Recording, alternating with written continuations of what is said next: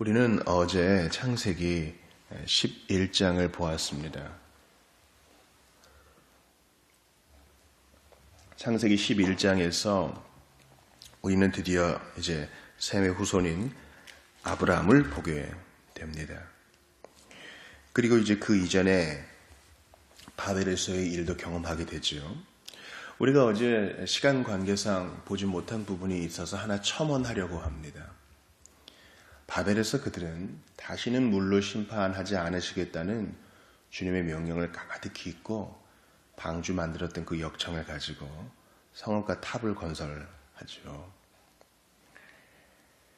또한 그들은 그렇게 문명이 발달하는 것은 나쁜 거 아닙니다. 하나님은 생육하고 번성하고 개발하고 다스리라고 했으니까, 보존하라 하셨으니까.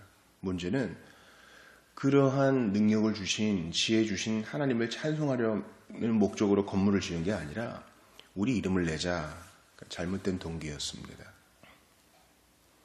주님께서는 언어를 혼잡게 하심으로 그 일이 성사되지 못하게 하셨고, 그것은 오히려 저주라기보단 복입니다. 그렇게 이름을 내기 위해 마천루를 쌓아 올리면 그 마지막은 멸망이 분명합니다. 교만의 끝은 패망이거든요. 이 패망이란 건 그냥 쫄딱 망하는 거예요. 죽음인 것이죠. 주님은 그 일을 미연에 막아주신 겁니다. 여러분, 우리가 교만이 하늘을 향해 막 치솟고 있을 때 그걸 하나님이 막아주신 거, 어떠한 계기로든 막아주신 거에 대해 감사하십시오. 그 교만을 떨고 교만 먹고 마시며 살다가 나중에 끝을 알지 못하는 구덩이로 떨어질 수 있어요. 그런데 이러한 언어의 혼잡은 이제 우리가 마지막 날 새하늘과 새 땅에서 다 극복이 될 거예요. 그죠? 다 같이 보좌에 계신 어린 양께 찬양을 올릴 때 다 한 언어로, 한 목소리로 찬양을 할 거예요. 그건 상상만 해도 기쁜 일 아니에요? 하늘의 언어로.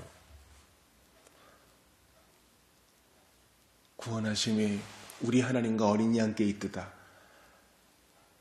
정말 복된 이 찬송을 우리가 하나의 언어로, 한 목소리로 찬양할 거예요. 그때 이 바벨의 이 저주와 형벌이 풀리겠죠, 온전히. 그러나 이것이 보증으로서 일부분 성취된 사건이 있으니 바로 오순절의 일입니다. 그들이 다 난 곳 방언으로 하나님의 큰 일을 말했습니다. 바빙크의 책 중에 하나님의 큰 일이라고 있죠. 그러니까 그 오순절에 우리가 어제 맥시인 성경 읽기 했을 때에 이제 로마 백부장의 집에서도 그런 일이 일어났죠. 그것은 뭡니까? 오순절 사건은 구속사의 특별한 사건으로서 바벨의 저주가 이제 온전히 풀릴 것이라는 전조로 예표로 주어진 것인데, 그때 이제 언어의 한계가 무너지고 난곳방언으로 하나님을 찬양하고 주님의 큰 일들이 증거되는 겁니다. 여러분, 하나님의 교회 안에서 바로 이런 일이 또 조금씩 일어나고 있어요. 우리가 그 천국말씀 계속 보잖아요. 같은 한국말을 쓰는 사람이라도 각자의 전문 용어가 다르죠. 또 요즘 10대들이, 어린아이들이 쓰는 말과 장인들이 쓰는 말이 다르고요. 세대 간의 소통이 안 된다는 말은 뭐 옛날부터 있었던 것이고요. 남녀 간도 그렇고, 또 우리나라처럼 외국인 포비아가 있는 곳에서는 더더욱 그렇고요. 그러나 하나님의 교회 안에서, 복음 안에서는요, 다 한 언어를 쓰고 한 교리를 말하고 한 주님을 높이기 때문에 언어의 장벽이 무너집니다. 여러분, 제가 그 신대원 다닐 때 많은 외국인 학생들이 있었어요. 각자 자기 마더 랭귀지가 있죠. 모국어가 있어요. 그때 우리가 그 영어라는 그 매개를 통해서 같이 예배하고 찬양하고 말씀 드릴 때 정말 이 하나가 돼가고 있구나, 이런 걸 느껴요. 어떤 사람은 조금 불편하고 어떤 사람은 조금 편하겠지만 이것이 예배 안에서 조금씩 이루어지는 거예요. 한 성령 안에서. 그럼에도 불구하고 여전히 우리는 한계 속에 삽니다. 아직 좀 뭔가 불편하다. 바로 그날, 새하늘과 새 땅이 임하는 그날, 우리가 육신의 옷을 벗고 육체 밖에서 주님을 보는 그날, 우리는 새로운 언어로 우리의 심정을 표현하는데 부족함 없는 그 말로 구세주를 찬양하게 될 거예요. 우리의 언어란 게 여러분, 우리 감정을 쏟아내고 담아내는데 부족할 때가 얼마나 많아요. 아무리 훌륭한 언어학자라도, 아무리 훌륭한 시인이라도 이 언어라는 그릇은 우리의 풍성한 사상을 담기에 부족할 때가 많아요. 우리나라 말이 참 훌륭한 말인데도 말이죠. 그러므로 우리가 예배를 모일 때마다 오순절을 생각하고 마지막 날을 생각할 때 이 바벨의 형벌이 바뀌어 다시금 온전하게 한 입으로 주님을 찬양하게 된다는 사실을 기억해야 합니다. 또한 11장에서는 이제 데라의 족보를 얘기하면서 아브라함을 소개하는 겁니다. 오늘 그 아브라함에 대한 이야기입니다. 주님께서는 계속적으로 거부된 자비를 맛보셨어요. 자, 봅시다. 첫사람 아담과 하와는 어떻습니까? 그들은 할 수 있음에도 불구하고 선악을 알게 하는 나무의 실과를 따먹었죠. 유혹을 받아 하나님을 배반했습니다. 거부당한 자비예요. 가인과 아벨도 마찬가지입니다. 형제간에 서로 우애하며 사랑해야 하는데 주님이 너 어디 있느냐, 동생 어디 있느냐 표까지 주었건만 주님의 자비는 거부되었습니다. 가인의 후손들은 더욱더 죄를 먹고 마셨지요. 노아가 방주를 짓는 동안에도 주님의 자비는 계속 거부되었습니다. 홍수 이후에도 그 이전에 하나님의 아들과 사람의 딸들 사이에서도 그랬고요. 홍수 이후에도 노아도 실수하여 넘어졌고 함도 그러했습니다. 오늘 본문에서 보는 아브람도 마찬가지입니다. 창세기 12장의 주제는 무엇이냐면 드디어 슈퍼스타 아브람이 나타났다가 아닙니다. 이 아브람도 오늘 본문에 보니까 넘어지잖아요. 어떤 사람은 이것을 하나님의 복을 받기 위한 필수 불가결한 일이었다 그러면서 이것을 덮는 경우가 있어요. 그러나 여러분, 하나님의 일들이 선하게 이루어졌다 그래서 그 안에서 명명백백하게 범죄한 사람의 잘못을 덮을 수는 없는 거예요. 책임이 있어요. 사람은 책임이 있는 존재예요. 아브라함은 반쪽 사실만 말함으로 거짓을 말한 거죠. 여러분, 온전한 진실을 얘기하지 않는 모든 건 다 거짓이에요. 그러므로 사람이 정말 하나님의 은혜가 필요하죠. 자기 말하고 싶은 것만 말하는 반쪽 진리. 이렇게 아브라함도 넘어집니다. 또 한 번 넘어지는 일들이 계속 생기고요. 그러므로 우리가 이 본문을 통해서 야 이제 아브라함 나타났으니 다 끝났어 이게 아니라 그가 믿음의 조상이라 하여도 여전히 우리와 같은 성정을 지닌 자로서 부족하고 넘어졌으나 하나님의 은혜는 그를 인도하여 당신님의 목적을 이루신다는 것입니다. 우리의 불신앙에도 불구하고 하나님의 보호하심은 약속하신 대로 계속된다는 사실을 우리가 좀 알아야 되겠습니다. 아브라함이 주님의 부름을 받았을 때는 75세였습니다. 그가 이제 175세에 죽었으므로 이제 청년의 나이라고도 할 수 있겠지만은 어찌 됐거나 고향을 떠나 적막히 사는 그곳에서 주님은 그를 부르셨습니다. 그런데 어디로 가라고 목적지를 말씀해 주지 않으시고 1절 보니까 내가 내게 보여줄 땅으로 가라. 아직 보여주지 않으시고 미래의 시제로 말씀하세요. 그런 상태에서 고향도 버려라, 친척도 버려라, 아버지의 집도 떠나라 이렇게 말씀합니다. 여러분 제자의 삶이란 이런 거예요. 뭔가 보장되어 있지 않아요. 제가 스펄전의 전기를 계속 반복해서 읽는 이유가 여기 있습니다. 스펄전은요, 그 고통의 사람 스펄전 말입니다.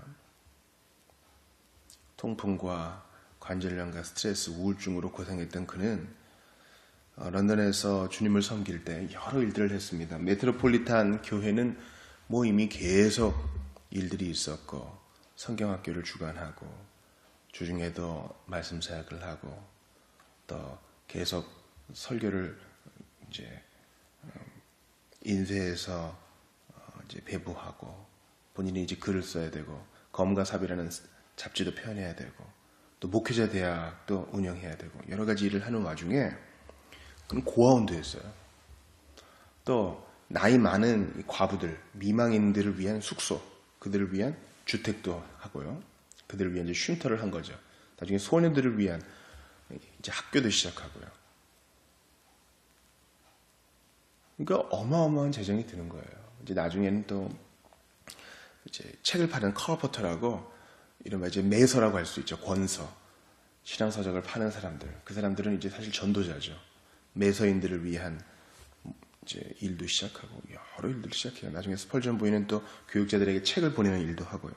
그 일을 하는 가운데 스펄전이 이제 고아원 할 때 갑자기 어떤 여인이 2만 파운드를 헌금하겠다고 하는 거예요. 스펄전은 비국교도 침례교인이고 그 2만 파운드를 기증하겠다고 하는 부인은 영국 성공의 이제 교육자의 부인이에요. 영국 성공의 이제 교육자를 보통 신부라고 하죠. 예. 이건 뭐 교리적으로도 잘 안 맞는데 스펄전한테 2만 파운드를 기증하겠다는 거예요. 그가 고아원 사업을 한다고 하니까. 스펄전이 몇 번 고사합니다. 혼자 되셨는데 돌보셔야 될 사람이 있지요. 괜찮습니다. 너무 액수가 많습니다. 이거 다 할 겁니다. 아니요. 저희 좀만 가면은 이 브리스틀에 조지 뮬러가 있어요. 그 사람이 고아원 사업에 올인하는 사람이 그 사람 줍시다. 아닙니다. 당신에게 기증할 겁니다. 2만 파운드가 너무 많은데 혹시 200파운드 아닙니까? 2만 파운드가 많습니다. 이 여인이 완고하게 계속 이 고아원 사업에 대한 기부의 뜻을 굽히지 않아 드디어 그 일이 이루어집니다.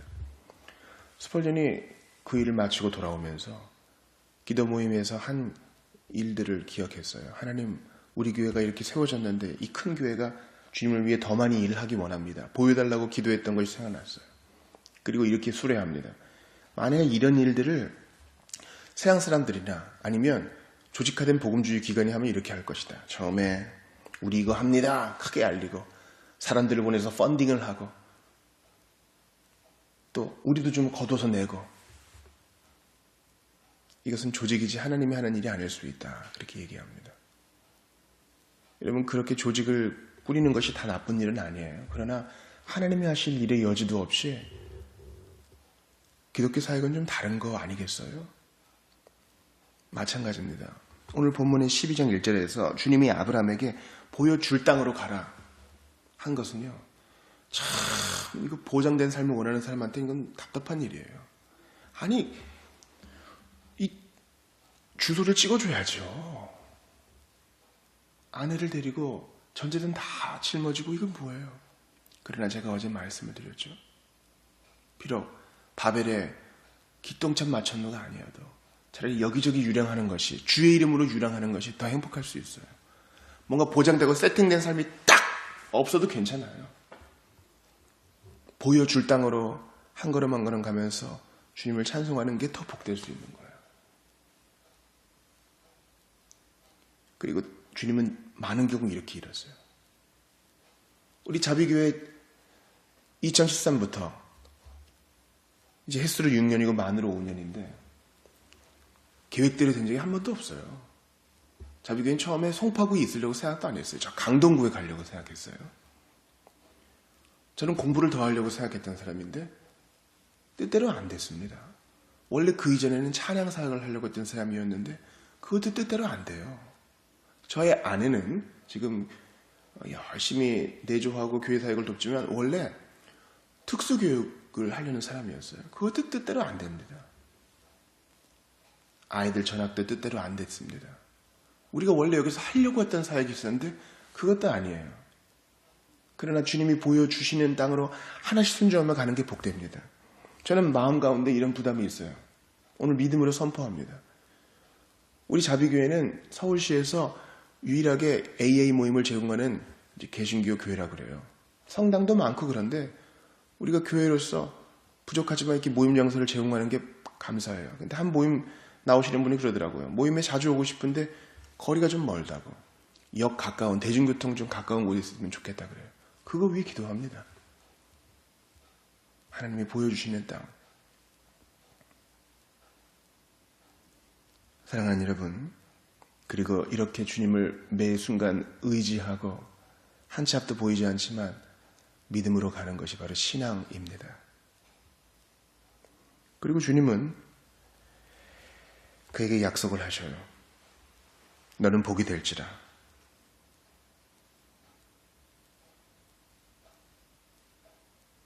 이것은 이제 앞으로 복이 되어라가 아니라 너는 이미 복이니까 복된 자로 살아라.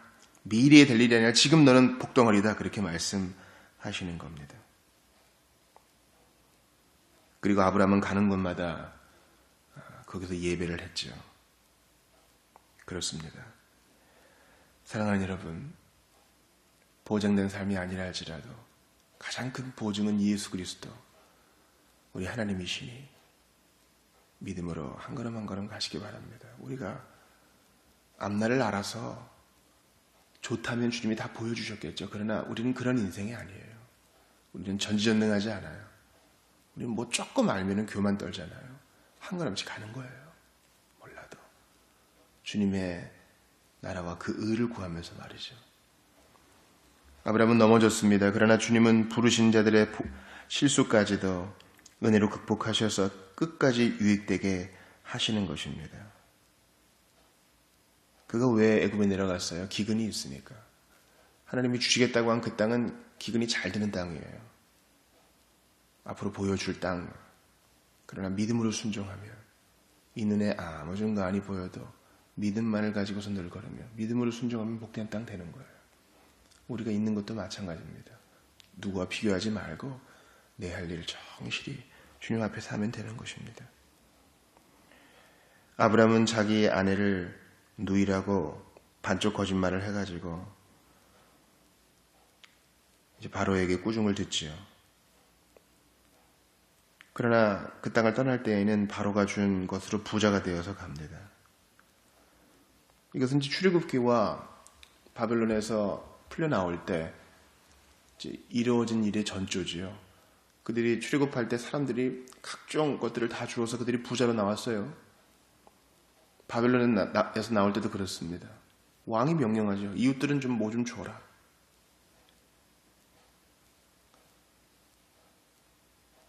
우리는 이렇게 역전하시는 하나님의 은혜를 오용해서는 안 되고 항상 죽으면 죽으리이다. 하나님의 약속은 이루어지이다. 이 마음으로 진리를 거절해서는 안 되겠습니다. 또한 속임수 섞인 책략을 통해 공경을 모면하려는 어리석음을 범하면 안 되겠습니다. 주님이 우리를 넌 복덩어리야 하셨고 내가 너를 인도해 주마 약속하셨으니 조금도 타협하지 말고 죽으면 죽으리이다. 이 마음으로 지사충성하시는 여러분들 다 되시기 바랍니다. 예수께서 죽으심으로 이 피로 약속에 인쳐 주셨는데 뭐 두려워할 게 있어요? 예수님이 내가 장담하지 보장해 주셨는데 그러므로 조금도 염려하지 말고 믿음으로만 전진하시는 여러분들 되시기 바랍니다. 주님은 끝내 역전하시어 선을 이루실 것이니 우리의 믿음 없음을 주님께 내어드리고 주여 믿음 주소서 간구하는 여러분들 되시기 바랍니다. 기도합시다. 하나님 아버지, 여기 부족하고 연약한 자가 있습니다. 주여 자주 넘어지지만 주의 은혜를 구합니다. 하나님, 주님의 승리하심을 믿사오니 모든 것 합력하여 선을 이루시고 인도하실 줄 믿사오니 믿음 주시옵소서. 그리고 오늘도 있는 곳에서 앞날을 모른다 하여도 있는 곳에서 찬양하고 순종하며 주님께 영광 돌리게 하여 주시옵소서. 오늘 신방이 있습니다. 함께 하여 주시고 우리 교회가 정말 주님이 인도하시는 복된 공동체가 되게 하소서. 예수님 이름으로 기도하옵나이다. 아멘.